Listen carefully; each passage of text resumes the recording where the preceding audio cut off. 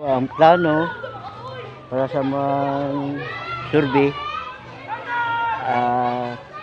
kani nga portion diri nga side kani tambakan siya og lupa, kaya nasa baba yung school.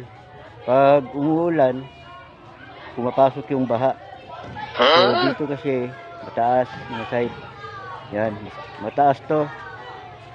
So kailangan tingnan mo, baba yung school sa baba. So kailangan tambakan para mupantay. I-level dito. Dito sa i-level itong lupa, i-level. Kasi nasa ilalim yun. Yan, ilalim ito eh. So kawawa yung mga estudyante pag umuulan.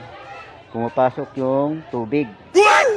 So need tambakan. So ito ang request ni chairman dito sa Purok 12 para naman daw safety yung mga bata. So yun guys, okay, abang-abangan lang sa next episode pag ma-complete na sa operation mo. Okay, thank you.